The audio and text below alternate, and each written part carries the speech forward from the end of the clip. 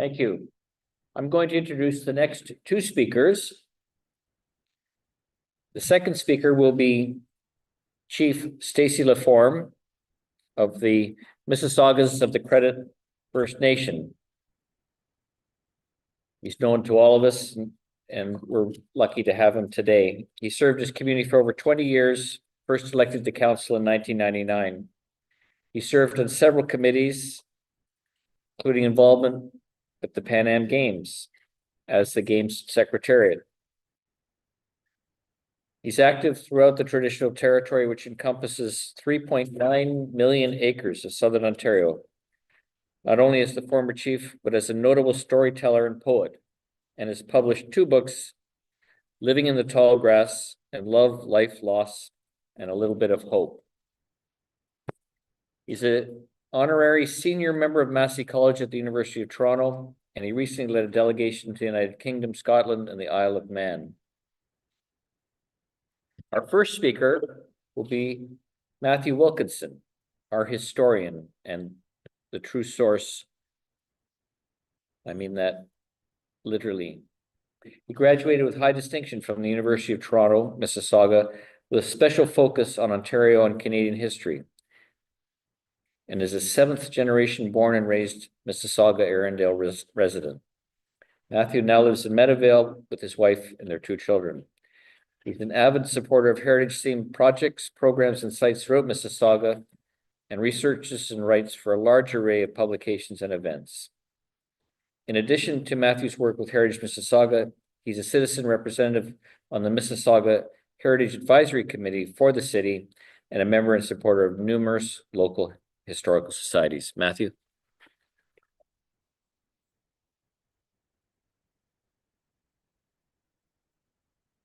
Thank you, Douglas.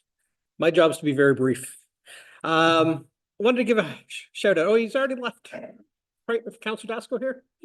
He just left. Oh, I was going to give, so someone can tell him we gave him a shout out for somebody who not only is one of our city leaders and visioning for the future of the city, but somebody who also looks to embrace and connect to our past.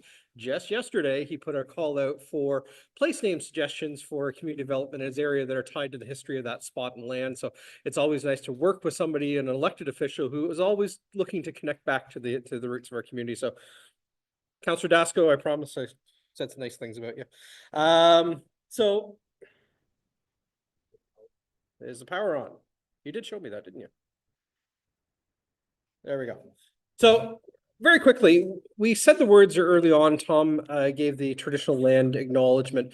We are on the treaty lands of the Mississaugas of the Credit First Nation, and we cannot take that lightly. We are tied to the roots of our past. We stand in the footsteps of those that came before us, whether they be yesterday's generation or a generation thousands of years ago.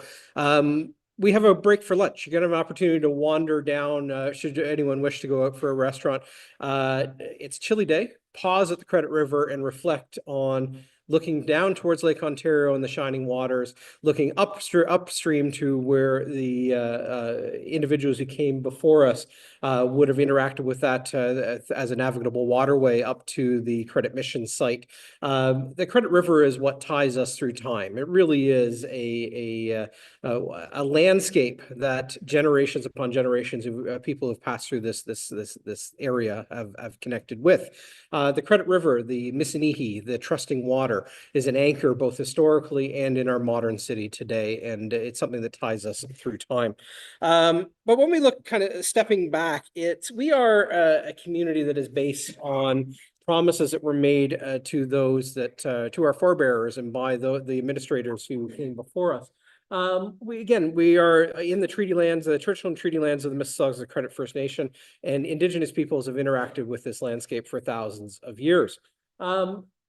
Elizabeth Simcoe, the wife of Lieutenant Governor Sir John Graves Simcoe, was amongst a party that visited the mouth of the Credit River in 1796, and she sketched and painted what she saw. And this is what I'm saying, when you go for lunch today, look up the Credit River. That's the view or the image that Elizabeth Simcoe sought to capture. And again, we can stand in the same places. We're going to talk, individuals that came later on in the story of the Mississaugas and indeed the Indigenous Mississaugas and the residents today. We stand in that same spot. We can look upstream and downstream and marvel at the changes our city has seen, but the Credit River still flows. It's still an anchor on our landscape.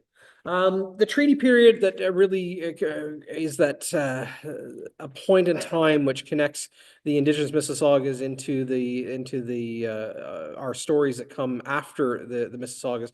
The treaty period is something that begins with a series of treaties that are signed between the British Crown and the Mississaugas here at the Credit River. And there's a discussion to be had on the nature of understanding of what land ownership means and whether or not land was viewed the same way in terms of negotiations that were happening between the Crown and the Indigenous Mississaugas. And we know that it is not. Land was not seen as a commodity, and to the British, it certainly was the commodification of land.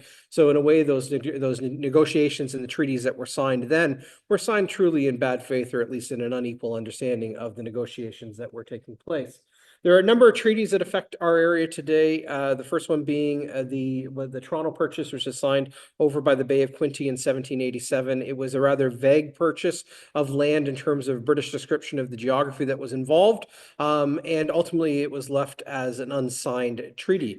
But several generations later, or a generation later, you have a meeting that is held here at the mouth of the Credit River in what would become Port Credit, in the vicinity of the Government Inn, which for those of you who are staying over the Waterside Inn, I know we've got a few hands in the Waterside Inn, is this roughly the site of where the Government Inn was located.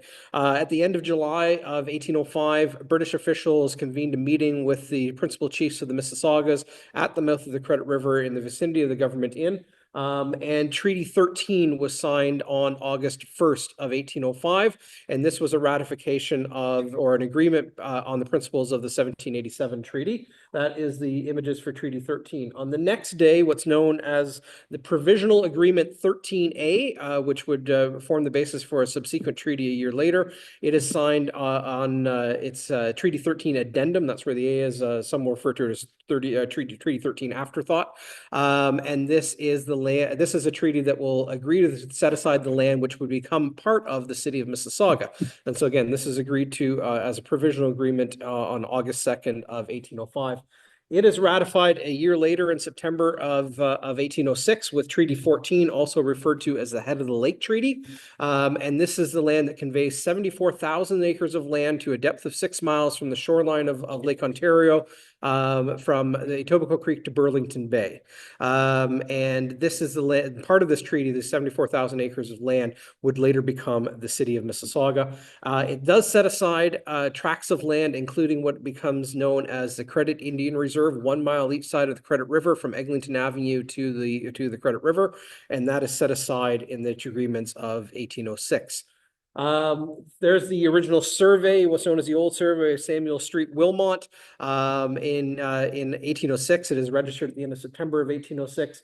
And you'll see the lots that are set aside for incoming settler purchase as incoming settlers, as well as the 1 mile strip on each side of the Credit River deeded as the Credit Indian Reserve. This would also become a focal point for the Credit Mission, which we'll talk about a little bit later on. And that square down at the bottom, the black square down at the mouth of the Credit River, that's the site of the Government Inn, which would later become the backbone of the village of Port Credit. Treaty 19 is signed in October of 1818, and this is for all lands north of Eglinton Avenue. This is 648,000 acres of land. All of northern Peel County and Halton County are included within the within Treaty 18. Treaty 19, again signed in 1818. And then the Crown is back on 2 years later in 1820, and that 1 mile each side of the Credit River that it was set aside in 1806 is now the question for further land agreements, and it is ceded to the Crown with Treaties 22 and 23 collectively referred to as the Credit Treaties, and that paves the way for the central part of what is Mississauga, including the community of Port Credit, where we are today. That is within the lands of Treaties 22 and 23. There's just a map of Peel and Halton counties, part of Wellington County as well, and the acreage involved. And again, we're down in that large blue section in the middle where it's shown River Credit or Rivière Credit. And the sheer amount of land that is transferred through treaty by the Indigenous Mississaugas to the British Crown is in the hundreds of thousands of acres in less than a lifetime. And so geography has greatly shifted in terms of how people will be interacting with the land. And the Mississaugas are truly within a cultural crisis at the time. I highly recommend for anyone interested in exploring more, possibly my favorite book written on anything to do with local history, Sacred Feathers, the story of Reverend Peter Jones and the Credit Mission Mississaugas, the Credit River Mississaugas, by Donald Smith. Well worth a read, and its successor, Mississauga Portraits, also by Donald Smith. Promises were made and ultimately broken by the British Crown as is came to the agreements. We are treaties people, and we have broken the promises that were made in those treaties. There is no way around that. As a collective government and our elected representatives over time historically did not live up to the agreements that were made within the promises held within the treaties. The Credit Mission is established upstream of where we are today, where the Mississauga Golf and Country Club is today. If you go up Mississauga Road, you will find the site of the Credit Mission Village, although there's very little in the way of the geography, which is readily apparent today, that will identify its location. The Credit Mission Village was established in 1826 and thrived until 1846, when a decision was made under the direction of Reverend Peter Jones and the other leaders of the community to relocate to an area in which they believed they could prosper after failed attempts to get their land title back here at the Credit Mission. And that's where the reference from Credit River Old Credit here and the Reserve New Credit is connected through the name association of the Credit River. So Mississaugas of the Credit First Nation at the New Credit Reserve are direct descendants of the Mississaugas of the Credit River here in what is now the city of Mississauga. The village did thrive. It is a remarkable story of village. I highly recommend, I'll show you a picture shortly of Chichwa Tagan's The Sacred Garden on Mississauga Road if you want to explore the story of the Credit Mission. It is a remarkable, if short-lived story of rising to challenges and trying to chart a new course for the people of the Credit River, the Mississaugas of the Credit River, despite incredible obstacles put in their way. We do have we can look back in time a little bit, perhaps with a critique on the introduction of Christianity and of Christian education principles, but this was a response by Reverend Peter Jones, Kekeke Kwanabai, the chief of the Mississauga, one of the chiefs of the Mississaugas, who himself was a convert to Methodism, to Christian religion. But it was a response to an absolute difficult time within the changing landscape of the Mississaugas. Following the Mississaugas, you have the transfer of the land acquired through a auction by what becomes known as the Peel General Manufacturing Company, and under the auspices of Frederick Chase Capriel, Mad Cap, as he was known locally. He envisioned the Manchester of Canada here in what would become Port Credit. Ultimately, almost nothing was built of his schemes. Although some point the finger and say that he was corrupt and embezzled a lot of his funds, he lost his own shirt in the deal too, so he wasn't very good at what he was doing. But he was an elected official, and he envisioned a whole network of railway lines, of mills, of heavy industry, and of canals. Try picturing Port Credit in the vision of Frederick Chase Capriel. Again, the Peel General Manufacturing Company almost accomplishes none of its goals, and perhaps we can say thankfully so in hindsight, as their vision for what would become Port Credit was vastly different than what has evolved.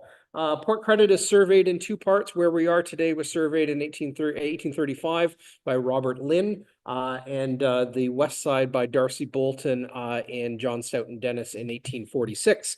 So on where we stand today is part of the Old Port Credit Heritage Conservation District, of which Clark Hall is a part of that, and that is south of Lakeshore Road between the Credit River and Mississauga Road down to Lake Ontario.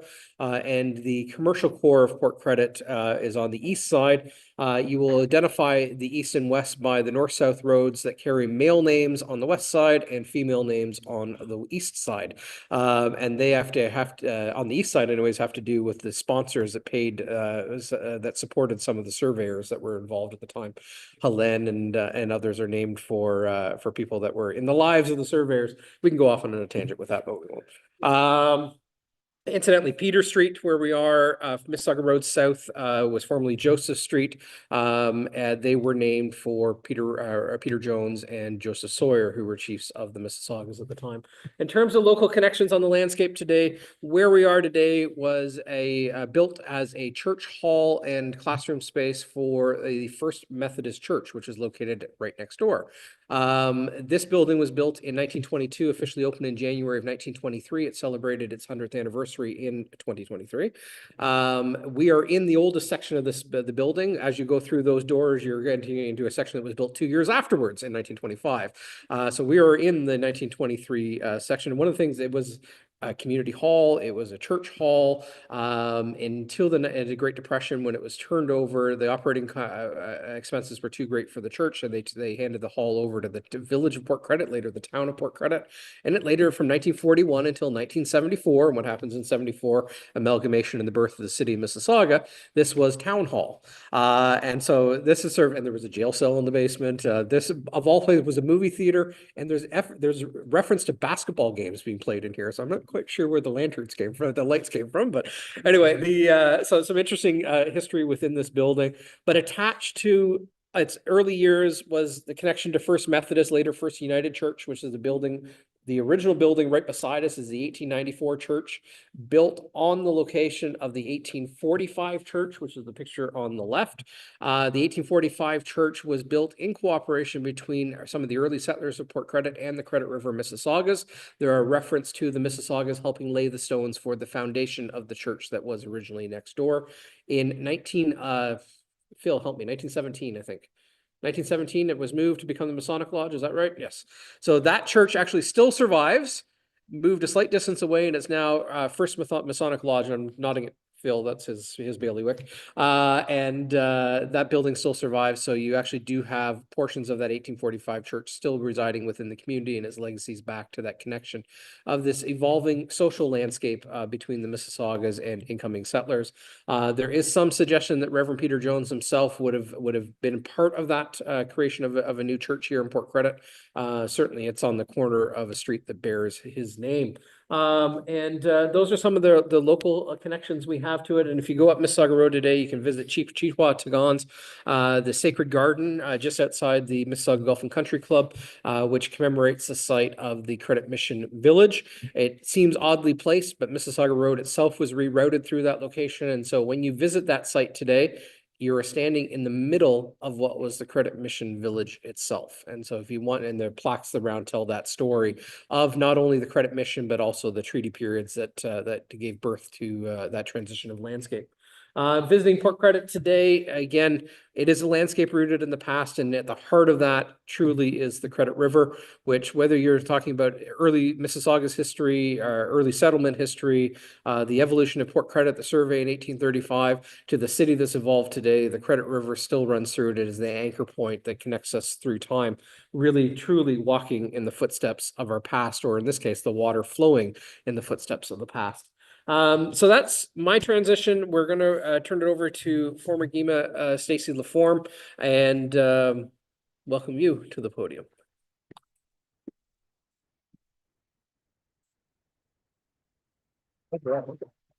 And are you ready for this? Sure, why not? Okay.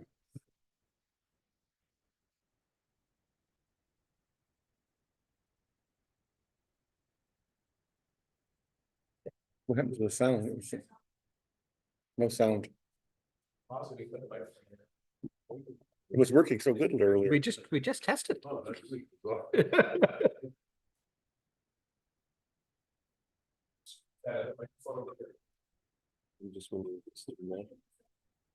This is all. I was wondering if even the voices were not that good here. Yeah, sure.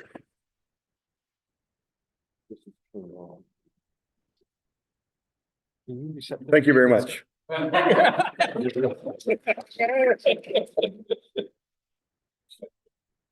it early lunch. Come on.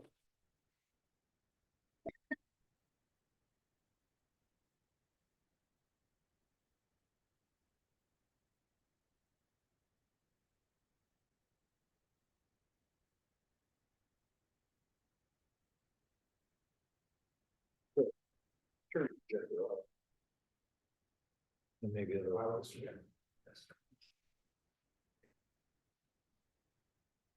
Those were connected.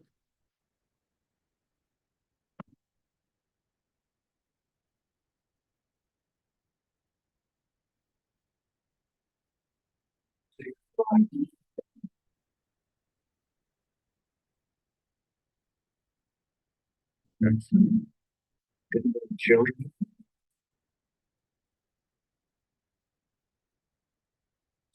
Crying. I don't know why. I didn't know the children of parents, but I knew their spirit. I knew their love. I know their loss. I know their potential. And I am overwhelmed by the pain and the hurt. Pain of the families and friends. Pain of an entire people. Unable to protect them. To help them.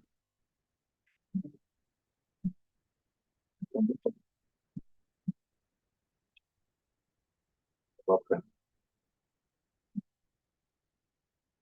I did not know them.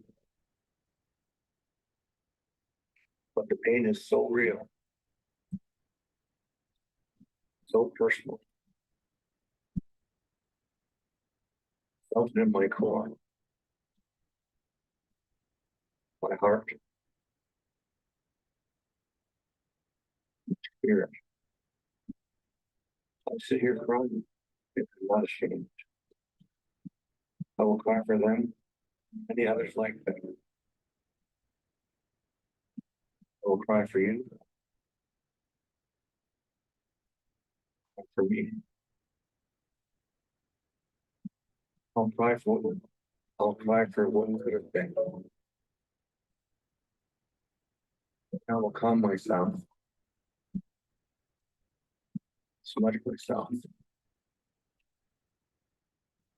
Offer prayers. And know they are no longer in pain. No longer do they hurt. They are at peace. In time, I will tell the story. Educate society. Memory is not lost in this world. And when I am asked, what does reconciliation mean to me? I will say, I want their lives back. I want them to live, to soar. I want to hear their laughter, see their smiles. Give me that. And I'll grant you reconciliation.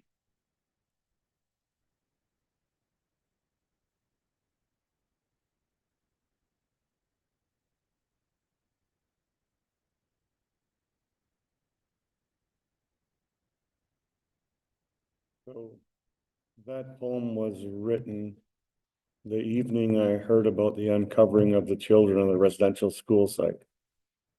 250 unmarked graves and children in graves. And so, as you can imagine, it's a very emotional time. I remember sitting there hearing this news, and let me say that it was no surprise to us that our children were there, but it's one thing to realize something, and it's another thing to have that same realization played on TV and break your heart. And so I was sitting there, I was angry, I was hurt, I was sad, I had just a range of emotions. So I sat down and wrote down reconciliation. At the time, it was just simply called reconciliation. And the next morning, the media contacted me and we said we wanted an interview about what happened there. Can you come and make some comments? So I said, sure. And they made a mistake though. They interviewed me live. So when I started talking, I read the poem and they couldn't very well just cut it off in the middle after that. So they had to listen to the whole thing. And as fate would have it, my friend Kevin Hearns, people know Kevin Hearns, right, from the Bare Naked Ladies. He called me up and said, can I put music to that video? I said, sure, go ahead. He said, do you want to come in and record it? And I said, or will I just take it off the TV? I said, just take it off the TV. And so he did. That's why there's a little hiccup in that one spot that you probably didn't notice. And then, so he and Josh Finlayson put music to it. And then Gord Downey's brother, and Gord got involved, Gord's brother got involved because Kevin and Josh were both part of his Gord Downey's final band for Sacred Path. So that's how they came to be involved. And Gord's brother said, you need a video for it. And so Kevin went out and recorded just a pan over of that sparse forested area. And I thought, that's a nice touch to the music and the video.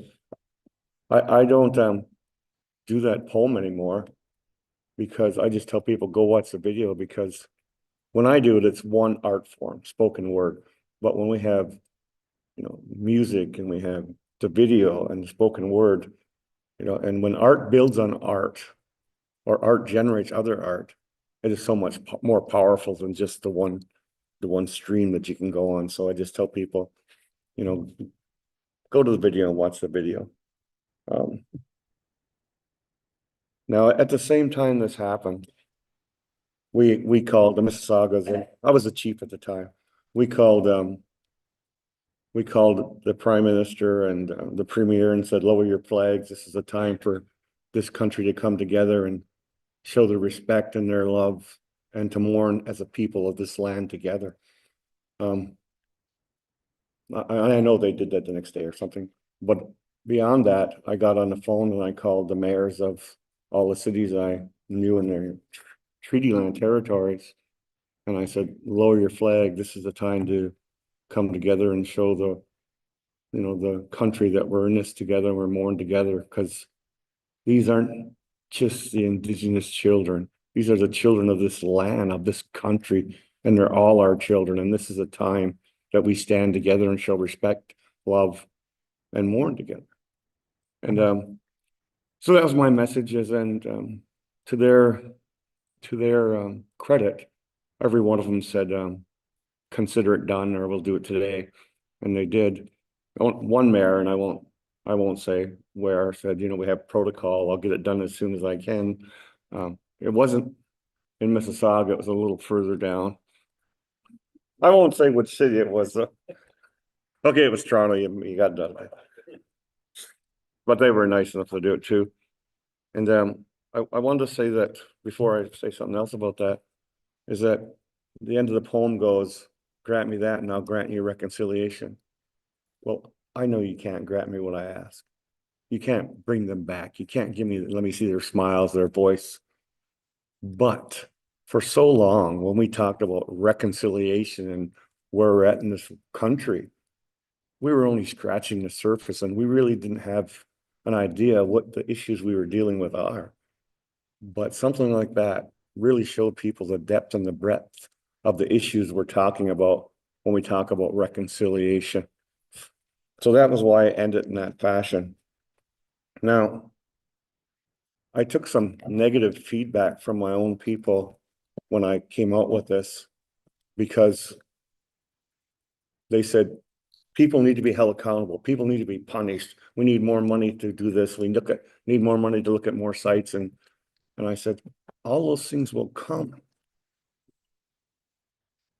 And they have. Just making sure nothing of mine fell off. Sorry. Phew. Yeah. All right. So I said, all those things will come, and they have.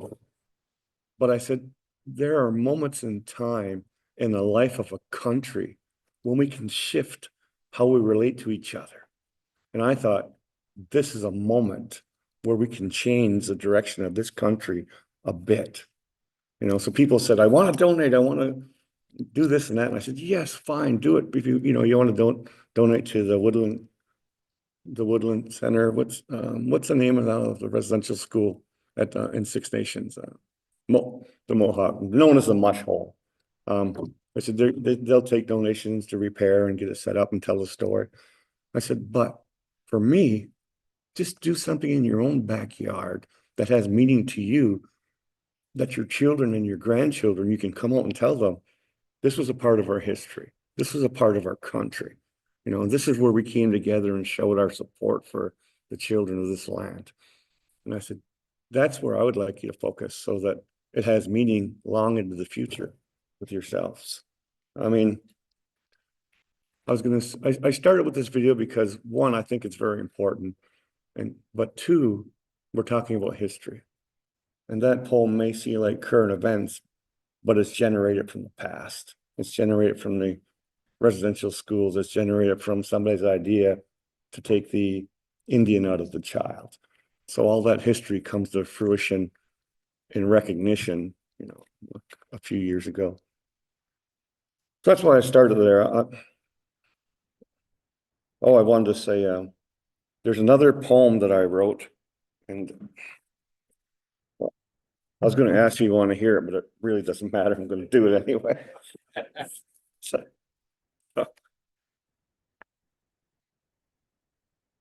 now this poem, so before this news broke, it was almost Canada Day. Well, a couple of weeks before Canada Day, or a few weeks before, and different people had called me and said, will you do a video of Canada Day, something, about Canada Day, and we'll post it on our site, or we'll do something, opening or something. I said, yeah. So I did a couple and I sent them out. And then this happened. And I said, will you please send those back and not use those? I have something else I've written down and I want you to use this instead. And luckily and gladly they did. And this is something I wrote for them called What If Canada Day 2021.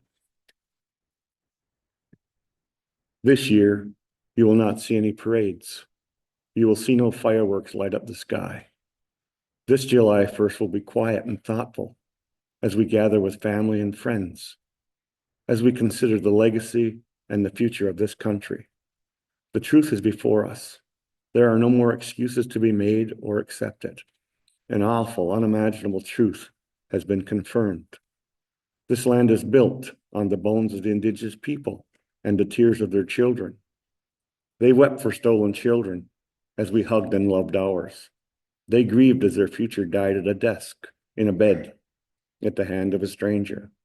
We sent ours to school, to chores, kissed them goodnight as we tucked them into bed. So there can be no Canada Day this year. There can be no celebration. We will not have our Indigenous brothers and sisters mourn as we sing, dance, and make merry. This is a moment in the life of this country that will determine our future.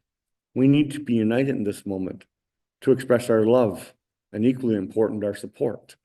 For this is not just the Indigenous history. It is our history. These are not just the Indigenous children. They're all our children, the children of this land.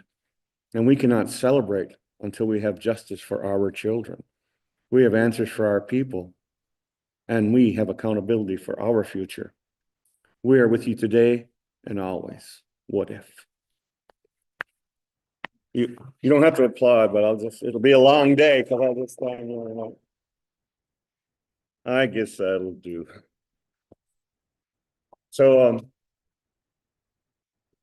when I wrote What If Canada and they played it, it was to send a message, and it was again about trying to build that concept of shifting the dynamics of this country to a more united one. And people ask me, do you think we succeeded? I think momentarily we succeeded, but I think that things have shifted back a bit. We're still not where we were before. We're still a little further, but I think things did move back the other way a bit, and we still have that to work on. I should say that if you don't like poetry, you can sneak out, but I should warn you, this floor is not conducive to sneaking, so we'll all see you and I will call you, hey, where you going? No. So I mentioned Kevin Hearns, and I want to say that, you know, we met through the work he and Josh did with the gourd down. Let me say that first, and I don't know if this is appropriate, but I usually don't care about that anyway. So Kevin Hearns called me one day and I said, Kevin, I'm always disappointed when you call me. He goes, why? I said, because I have you down on my phone as bare naked lady. And every time you call, it's just you.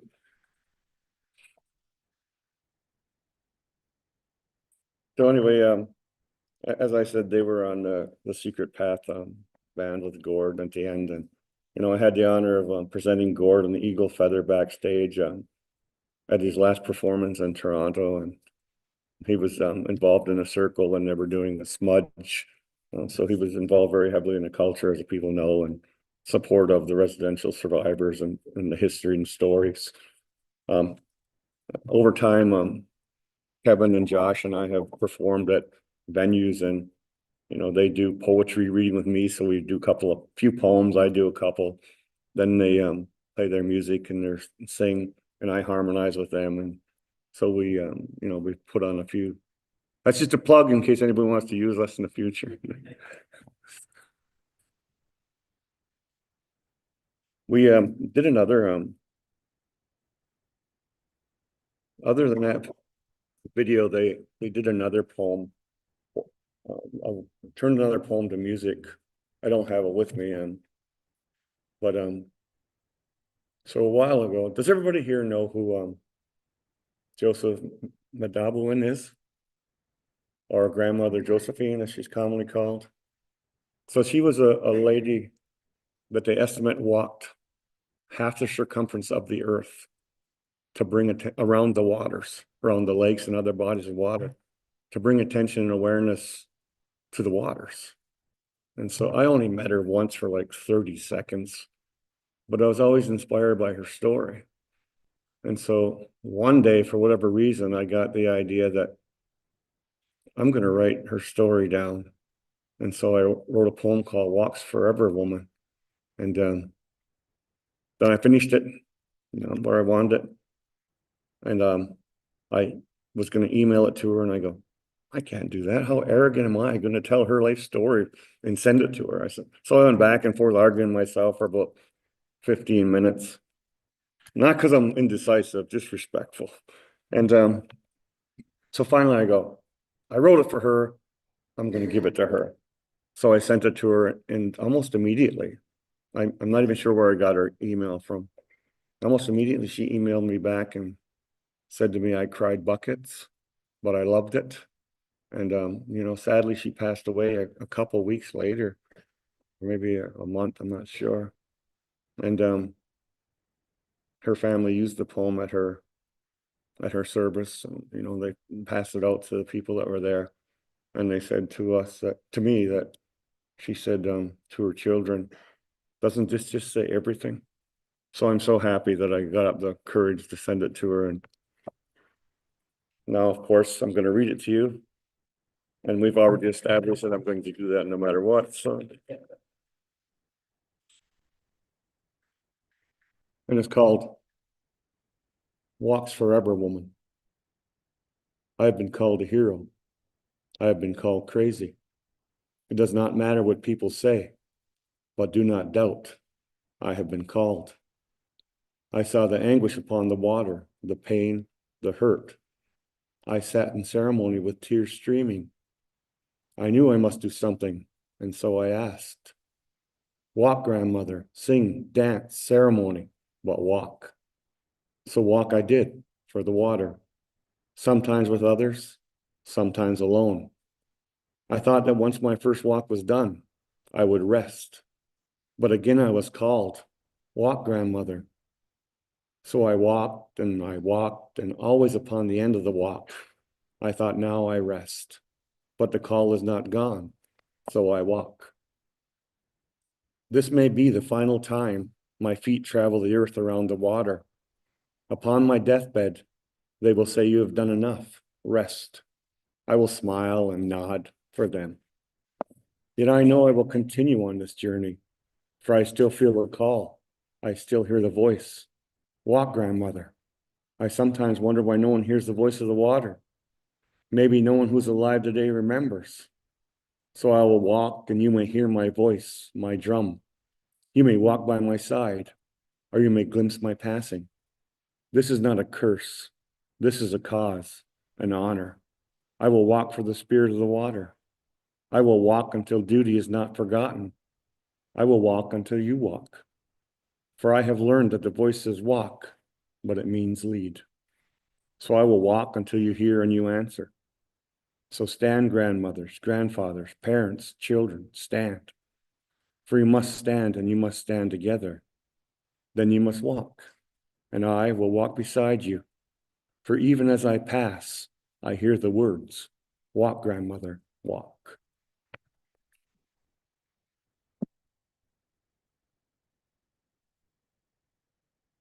We have done since then we've done a few other things with Kevin Hearns and Josh Wilkinson, and then one day they invited me to one of their jams, and there's like 10 to 12 artists there jamming and putting music together and singing. And it was I can't remember the band's names where they came from. I'm sure they, all had their day in the sun where we all knew their names at one point in time, but most of their glory days were in the 80s and 90s and maybe some in the 70s. But they still come together and make music and do things for a cause. And they were working on something for a performance around water. And so I went there, and Kevin asked me, do you have anything else about water that we can use? I go, maybe somewhere. And so I sat down for 10 minutes and wrote a poem called Love the Water. And they used that in one of their poems. I will spare you that one. You won't get that one. But it just shows that sometimes the way I write things has become interesting.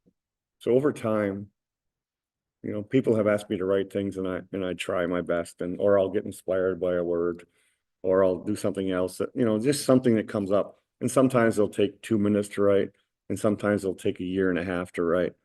So it's an interesting journey of how you do that and put it together.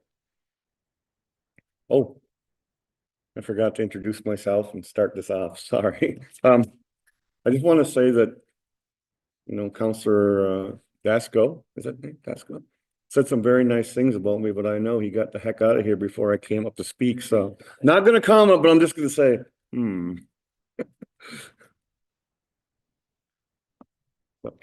Here's a prayer that I always open at events and gatherings with, and I opened it to the legislator with this, and I gave that to them at the legislature, and I hope they keep it and use it sometimes.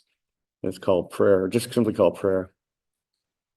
We give thanks to the Creator for allowing this gathering. We ask that He guide us and forgive us when we falter and disappoint. For though we aspire to greatness, we are, after all, only human. Grant us a clear mind, a pure heart and courage, a clear mind to make intelligent, well thought out decision, a pure heart to make decisions without personal bias or desire, and the courage to use both, a clear mind and a pure heart in our lives. Let us set aside small differences. Let us concentrate on real issues. Let us not be bogged down in rhetoric. Let us live each day with a feeling of accomplishment and pride.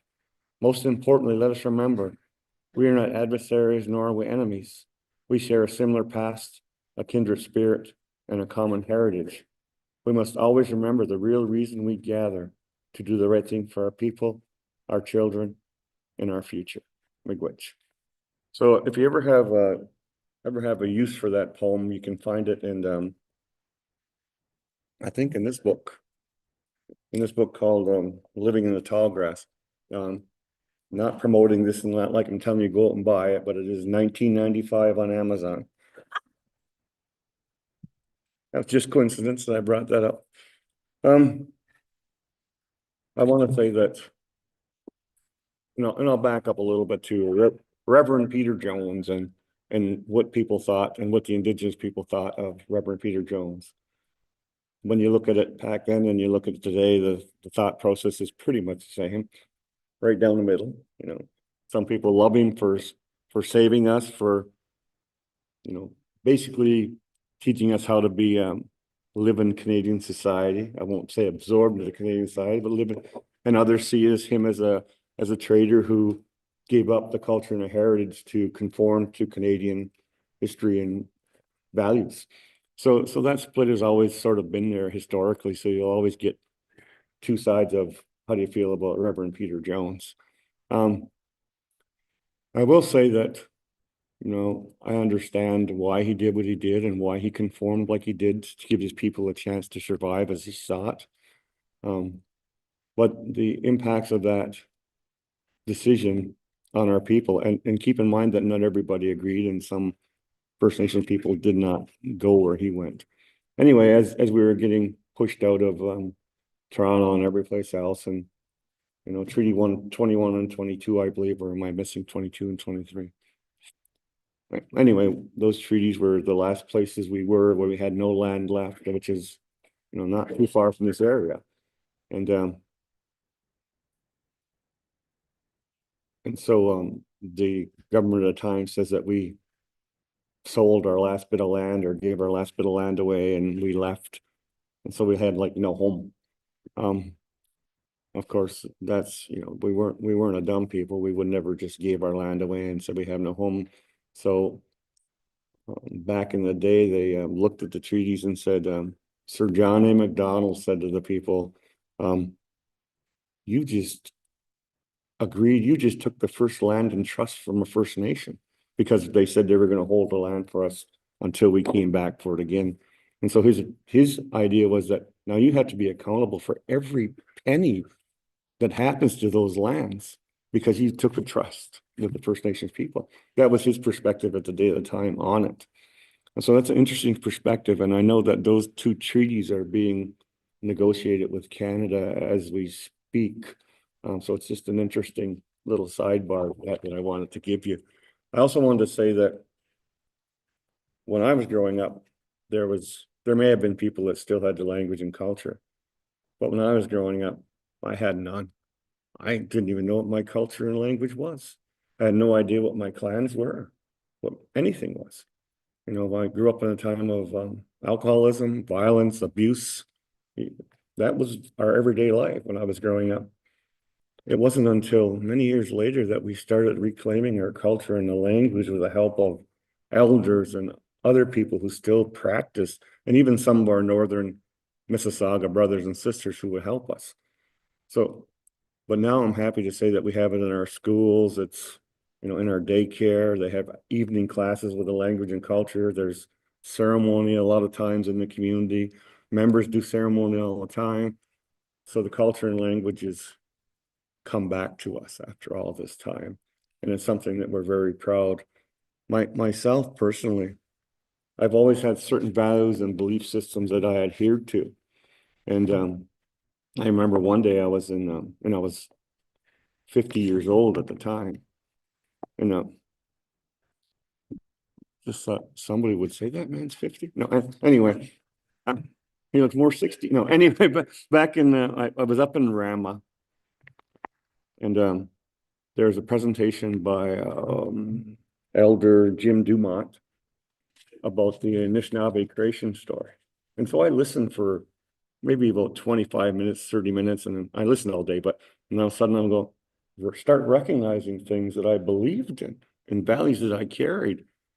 And I soon realized that, hey, everything he's talking about is what I value and what I believe in. I said, this is why I act like I do.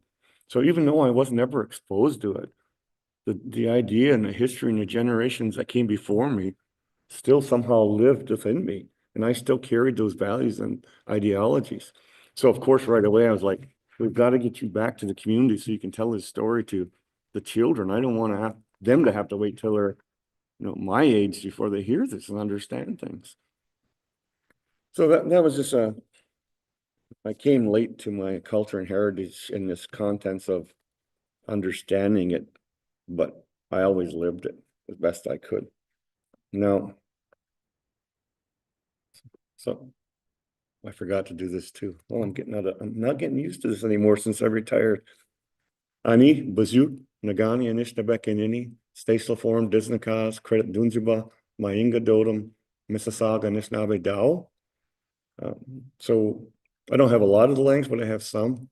And we're always taught that we're supposed to introduce ourselves in the language so that, you know, our ancestors know we're here and that they're welcome. So I told you that my name was, what my Anishinaabe name was, what my clan was, how much I paid for this shirt. Okay, I didn't tell you that. But I did tell you, and my clan is see, I'm a product of my father who's a Ojibwe and my mother who's a Mohawk from Six Nations. And so if I follow my mother, I'm the Wolf clan. And if I follow my father, I'm of the Turtle clan. And I used to joke to people that back in the day, I said, I follow the Wolf clan because it's sexy, but I don't do that anymore. So I found out that they have a very interesting purpose in the world. The Turtle clan is to represent the connection that we all have with the land and how everything connected. And the Wolf clan is about a pathfinder, bringing people together and leading in a good ways to lead them to, you know, a good life and path. And so when I looked at that, I was like, oh, I do a lot of that stuff through my work I did as chief, and then I through my poetry and storytelling as well. So I was happy to find out that I'm actually doing what I'm supposed to be doing. Now, do you like the shirt? So I've got to tell this story, and I tell it every time, and some people have heard it over and over, but I'll tell you that I was in a store in Toronto one day. I mean, in Mississauga. And a man came up to me and goes, "That's a nice shirt." I said, "Thank you." He went on to say, it takes a special kind of man to wear a shirt like that. I chuckled and said, "Thanks." But it got me thinking that when I was young, I'd have been too afraid to dress like this, too afraid of what others would say or what I thought they would say. But the truth is we should never have to change to fit into society. The world around us should adapt to embrace our uniqueness. And that's a fundamental principle that we all need to relearn.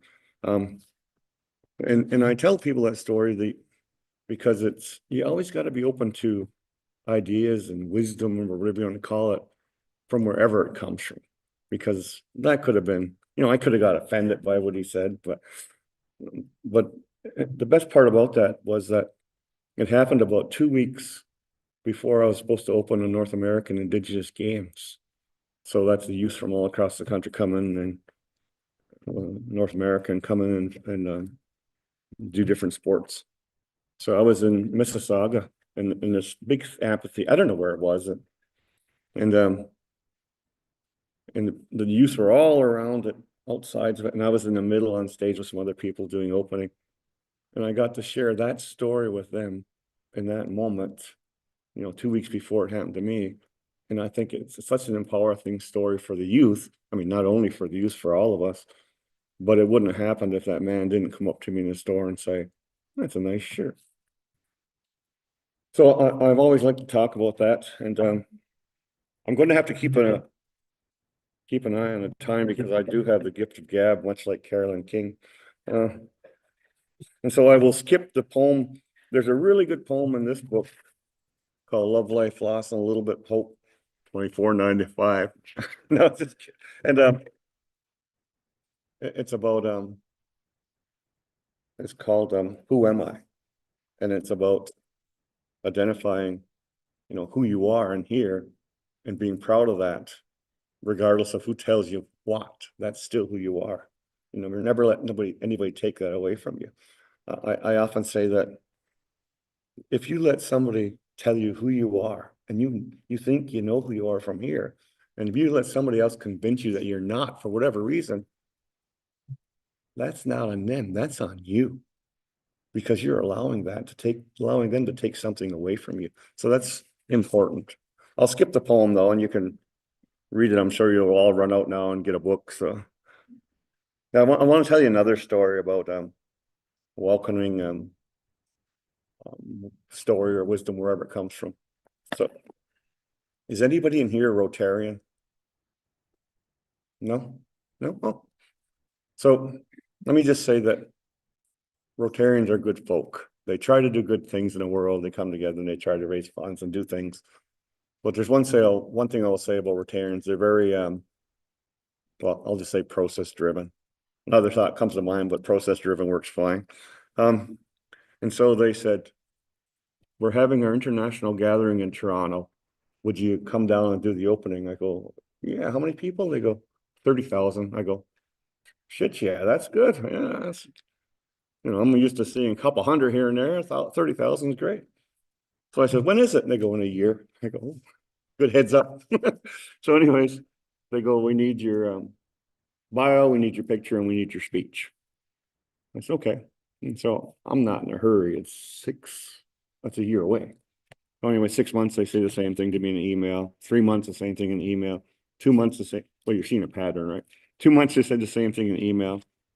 1 month ago, they're really insistent that I get this information to them. So I go, okay, well, just take a picture off the web. I don't care what it is. Much like I said to you. And so they said, no, it has to be a certain standard. And I said, fine. So somebody in the office sent them a picture. I don't remember which one. And then I wrote up a bio and we sent them the bio. And then 2 weeks to go, they said, okay, but we need your speech. I'm like, ah.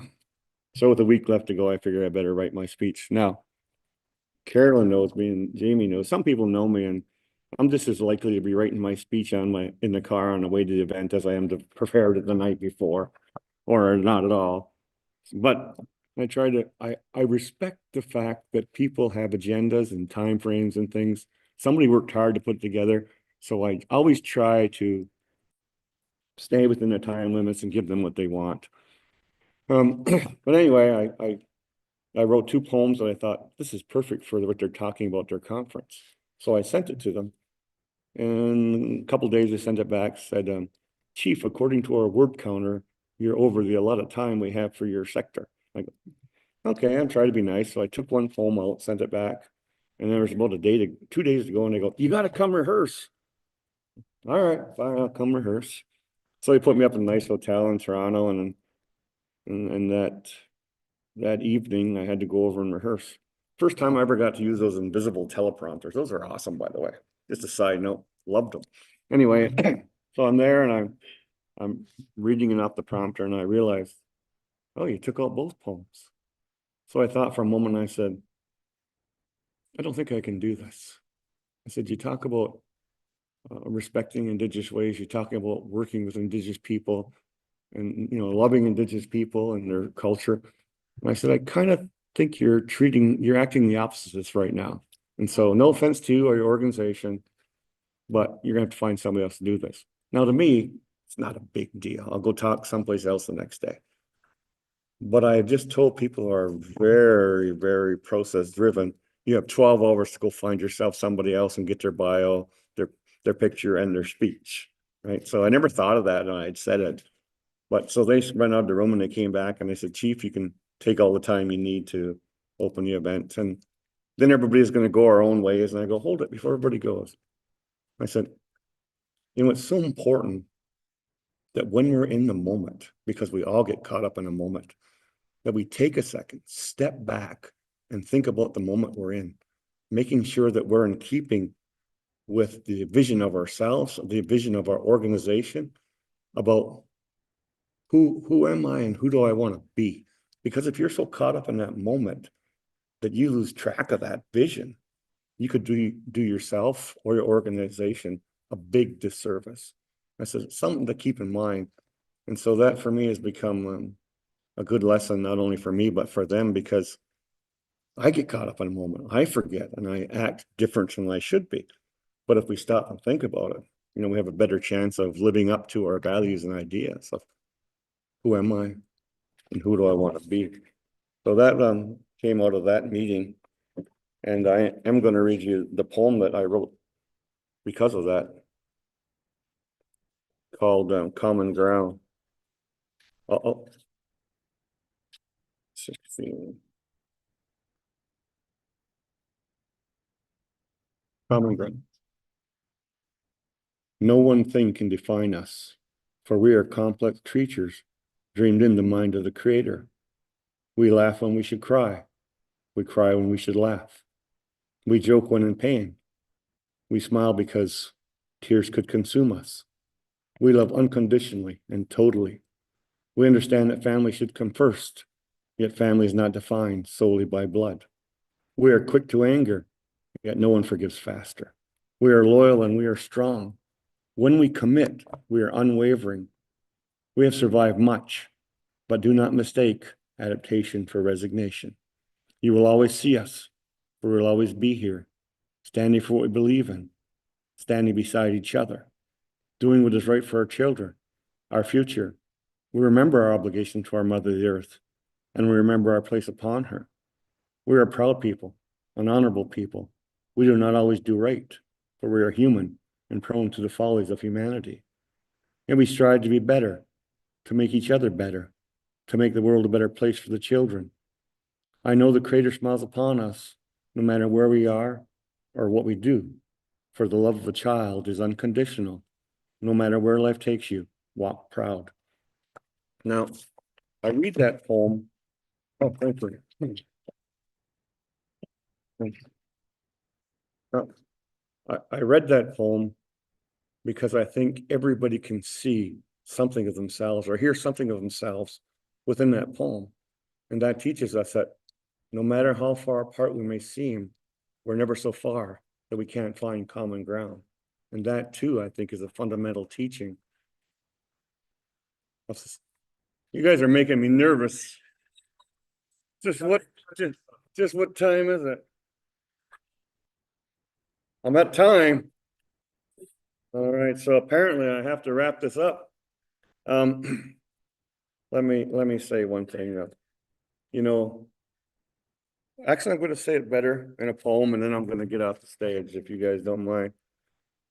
I didn't even get a chance to tell you what I'm doing in my life now or other things. But anyway, I didn't get a chance to talk about this. I might have over prepared for this one. I'm only on page 2. Okay, so.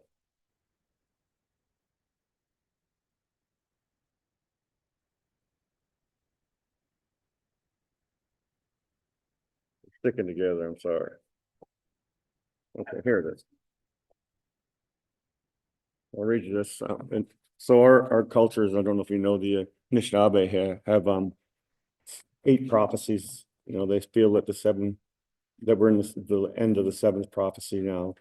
And the 8th prophecy is that in the future, man will have to decide what road they're going to go down. Whether they're going to go down a road of respect for nature, love, and your fellow man, and that kind of road, which is peace, or we're going to go down a world of chaos and violence and contempt. So that's the next prophecy that my people have. And so one day I sat down and wrote a poem called Prophecy. And here it is. We are all one. We are the same. And yet we are different.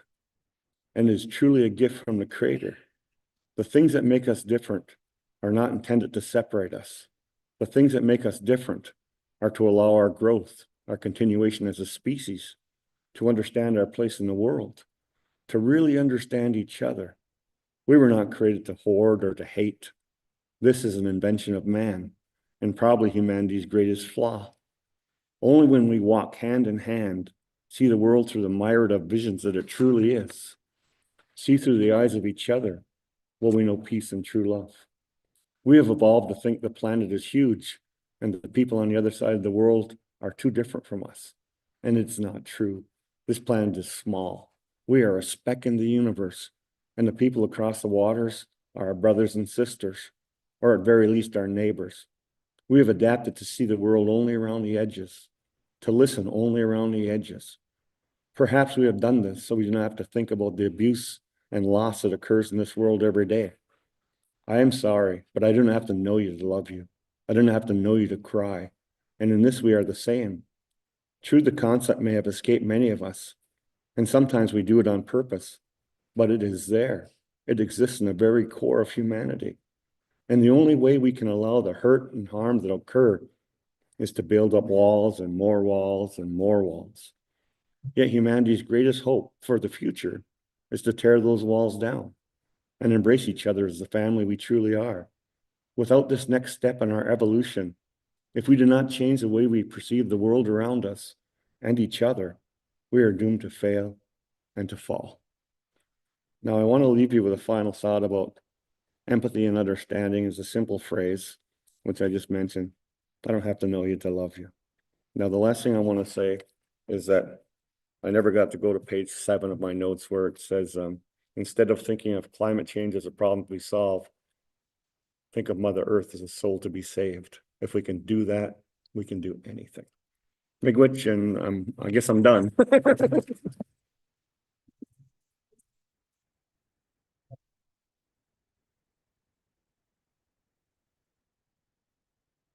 I'm keeping the pen. Gimaa Laforme, thank you so much. I've always found your reflections and perspectives to be thought-provoking and inspiring, and just thank you for spending time. I'm sorry we didn't get to page 7 or 6 or 5, but The history lesson was coming, but but if you're sticking around, you can add some questions. Anyway, thank you so much. Thank you. Cheers. Here. And can you bring the break? Thank you. Thank you so much. Wonderful. Thank you. I guess no questions. So thank you. So I won't keep you from lunch very long, but unfortunately, we didn't have time for questions, but hopefully Stacey will be around this over lunch and this afternoon if you want to approach them with some questions of your own. So we are back at 1:30. We tried to give you lots of time for lunch because this is an incredible region with a vast array of restaurants. So we're hoping you'll go out and explore the neighborhood a little bit. If you go out the front doors of the building and turn right across the river, everything your heart could desire within walking distance. So we hope you'll explore. We will be back at 1:30. So for our live stream people, again, we'll close this live stream and be back on just before 1:30, so you can find us. And one last thing, we've had a few people ask, we very much appreciate the donations that people have brought in so far. I know we live in a very electronic world, so on your program, it's got our email address, inquiries@historysymposium.com, e-transfers or PayPal if you would like to make donations that way. And anything over $20 Canadian, we're happy to send you a tax receipt as well. Just need to make sure that we have your full mailing address and your email address so we can email that to you. But thank you so much. I hope you enjoyed the morning as much as I did, and we will see you back at 1:30. Thank you.